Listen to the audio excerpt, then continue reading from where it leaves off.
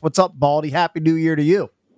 Happy New Year, guys. Good to be with you. Thank you. Yeah, of course, man. I'm looking at your Twitter at Baldy NFL. I'll give you props. You have this from 14 hours ago. It's a Happy New Year's tweet, and it's you free diving, and you dive down to the bottom of, I guess this is the Atlantic Ocean, I'm guessing, and you're on a coral reef, basically, and there's like 8 lobsters hanging out underneath the coral reef. How often do you encounter the lobsters when you're free diving, and how long can you hold your breath when you're down there?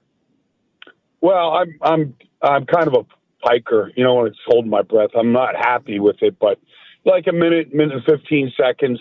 I can't believe I can't do it for 2.5 minutes or 3 minutes the way most good free divers can. Yeah. But, it's lobster season down there in Florida right now, so I found a good little rock, Yeah, and, you did. Those little bad boys are, have been captured and are being made into all kinds of different, varieties of lobster bisque and Baldy, I don't think you have anything to be ashamed of. Like maybe in the free diving community, a minute or a minute and a half isn't great, and like in the Navy SEAL community, they'd laugh at that number because they can hold their breath forever. But I think like in this room, I don't think there's any chance any of us can hold our breath for a minute 30. No chance. Yeah, but it's just technique, and just when you think you can't hold your breath any longer, and you feel like you're just going to burst. Yeah, that's when the dive begins. So it's a mental thing. So I'm just not there yet. I got to get a little stronger, a little tougher in my technique. Okay, if you say so. You're a stronger man than I am. Speaking of technique and getting stronger and playing NFL football, where do you come down? I think I know where you're going to answer this. Where do you come down on how much do you play your starters as we get into playoff season? Like there was a lot of speculation that Dan Campbell would rest a bunch of his starters against the Niners. Didn't happen. He played Jahmyr Gibbs and Jared Goff and J-Mo and all those guys the entire game. How do you think that translates to what Dan Quinn does this weekend? I know that he's gone on record saying, look, we have the 6th seed. We don't want to give that up. Do you think Dan Quinn plays his starters throughout in the game against the Cowboys? Every situation is different. If I was Dan Quinn, I wouldn't. I would get ready for whoever the first round, whenever that game is, Saturday, Sunday, Monday. I would get ready for that game. I've texted. I know what the Eagles' stance is this weekend against the Giants. They're going to rest their guys. Saquon obviously has a chance to go for Eric Dickerson's rushing record. That's not enough to get those guys rested. The Kansas City's, they played Denver this week. They're not going to play their guys. That's a long stretch to be the number 1 seed, not play week 18, not play week 19, not play until week 20. That's a pretty big gamble right there to take that much time off, but that's kind of what the direction they're going. For Washington right now, they just can't afford any kind of an injury to, whether it's Jayden right now or to McLaurin or to Zach Ertz. They need those guys, I think, wild card weekend. One of their problems defensively all season long has been stopping the run. When you get this deep in the season, it's great to get John Allen back. Is there anything they can really do? Because running backs just gouge them. Yeah, no, it's been a problem. They play a reduced front, meaning they cover up the center and the 2 guards, and they've got Bobby Wagner and Frankie Louvo. I think they've started every game together this year. You're looking for some safety help, but the bodies up front are what they are. They're not a real big defensive front. They're more pass rushing type guys, including Jonathan Allen, including Deron Payne, and Johnny Newton, some of the guys that are there. That's who they are right now. And last year they were the worst pass defense in all of football, and nobody was really close. They gave up 39 passing touchdowns a year ago. They've improved significantly. So they just need. I think they are what they are at this point. If teams are going to try and pound them in the run game, that's what they're going to have to live with. They're going to have to, score 4 touchdowns, 28, 30 points probably to beat anybody in this first round. So let's talk a little bit about Jayden Daniels. I know that on Instagram and maybe on Twitter you had put out some videos, maybe it's a week ago after the Eagles game, about Jayden being clutch. Well, he did it again. Is he getting better? There was a 3-game stretch where they played really good teams that they lost, but they've won their last 4, and in each of these games, his legs have really come into play. He's been their leading rusher for 3 games. What are you seeing from Jayden?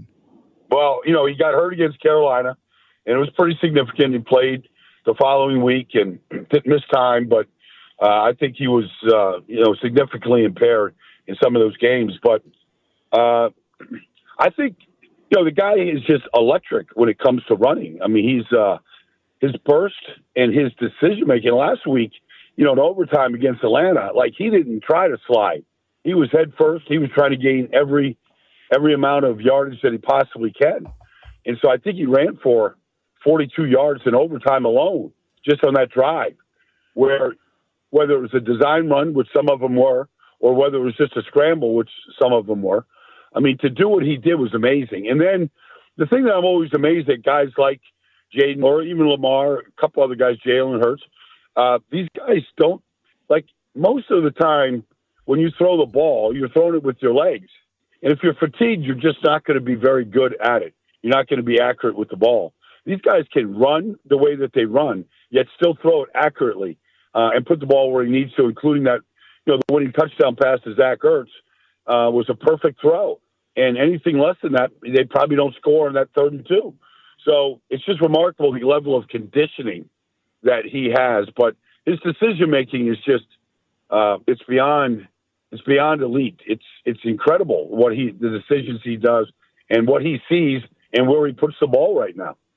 Insider Call is brought to you by Hellman's Real Mayonnaise. You can purchase Hellman's at your local Walmart, Kroger, or grocery store to add extra deliciousness and creamy flavor to your game day dishes this football season. So, Baldy, the Commanders' opponent is the Cowboys. Their season has gone sideways. They're 7-9. They're guaranteed to finish with a losing season. Do you see Mike McCarthy coming back to coach the Cowboys in 2025? And if you were the GM, how do you fix the roster going forward? It seems very top-heavy with Dak Prescott. Hopefully he's back from that hamstring injury. CeeDee Lamb's their top offensive weapon. They don't have a lot beside him in the passing game. What do you do to fix the Cowboys going forward? Well, the first thing you have to do is you have to get Micah Parsons signed. And that's going to be, part of they can't let him hit free agency next year. So they've got to get that taken care of. So I don't know, if they know how to handle a cap, because they certainly let the Philadelphia Eagles just sign every key free agent in the world, become an elite team this year. And to see what Washington did when they did what they did in free agency, like they got to figure this thing out. I mean, they just released Ezekiel Elliott. It made no sense to sign him anyways. They signed Dalvin Cook. That made no sense. Like, they didn't address the roster in the offseason when they had to. And so now whoever coaches that team, whether it's Mike McCarthy or not, the roster isn't competitive enough to go win big games and be a top-tier team. They had won 12 games for 3 years in a row. Now they got bounced out of the playoffs against teams that had better rosters and were better coached. So you can fire the coach, you can go in a different direction, but they got to figure out how to build a roster right now. It's not. I mean, they're playing 3 young guys in the offensive line. That's fine. Some of them are worthy of being future installments in that positions, and some of them aren't. And they have to address that across the board. They're not good enough at defensive tackle to slow down teams that can run the football. So they do have some roster rebuilding to do, whether it's with Mike McCarthy or not. Talking to Brian Baldinger. Baldy, you mentioned the Chiefs resting their guys. If you were to handicap the AFC, there's 3 teams obviously at the top with KC, and then you think about Buffalo and Baltimore. But is there another team in there that you think that can make a run in the playoffs and get to the Super Bowl? Well, if Cincinnati gets in, I don't know that anybody, including Buffalo, that would probably see him in the first round. I don't think anybody wants to see Cincinnati the way Joe Burrow is throwing the football right now. He's practically flawless, and so they're capable of putting, like they did against Baltimore this year a couple of times. They're capable of putting up 38 points against a team like Baltimore. I think they're capable of putting up, 28, 30 points against Kansas City if they would see them. That's now they've got. They need to win on, against Pittsburgh, and they need a lot of help. So they're on the outside looking in. But if they get in, that could be a very dangerous team in addition to the 3 that you just mentioned. Hey, Baldy, how many tens of millions of dollars has Sam Darnold made for himself in his future earnings with the year that he's put up in Minnesota with 35 touchdowns, just 12 picks? Look, he'll have a game or two where he'll throw some bad picks, but I mean, he's going to finish with like close to 40 touchdowns. Yeah, he's been awesome. And, the team is really, really good. And Kevin O'Connell, to me, is the coach of the year, but I remember talking to the general manager of Minnesota a couple weeks ago, and he was addressing the situation with me. He said he doesn't have to do anything right now. They can let this thing play all the way out. But I know Sam Darnold doesn't want to go anywhere else. He doesn't want to have to go through what he did in, New York or Carolina or any place. Like he'd like to stay there. I know they've got J.J. McCarthy, and that's fine. But maybe I think he wants to stay in Minnesota. I think he really likes it. He likes the team. He loves the coach. Everybody loves the coach there. So I don't think he wants to go anywhere, but I mean, there's going to be a bidding war for him if Minnesota lets him, test free agency. And to your point about tens of millions, they just threw, 180 million at Kirk Cousins. He'd get a whole lot more than that. So, there's 5 or 6 teams that would really bid on Sam Darnold if he gets outside of that building in Minnesota. You mentioned Kirk. Does he find a home next season outside of Atlanta? And what about Aaron Rodgers? Well, I think Kirk could find a home. He could be a bridge quarterback, but I think if you look at his last 5 games, this wasn't a slump. I think this is who he is right now. Unless his legs just get a whole lot better than they were. The last game he played was against the Raiders. He was immobile in that game and could not get away from any kind of a rush. And that might mean another year of healing from that Achilles injury that he had. So we'll see. But I think he's got a chance. I just don't see teams taking a chance on Aaron Rodgers at this point. I mean, he hasn't been good this year. The Jets are going to go in a different direction. And I can't see a team bidding on a 42-year-old quarterback right now in any kind of capacity. And the way that he has played, he's really labored and struggled to move. I can't put the ball where he wants to put it right now. He's not elevated anybody in that New York team right now to play at a higher level. Now, the offensive line was awful last week, and that's not fair to any quarterback. But 16 games in right now, you'd say, why would you invest in Aaron Rodgers at this point?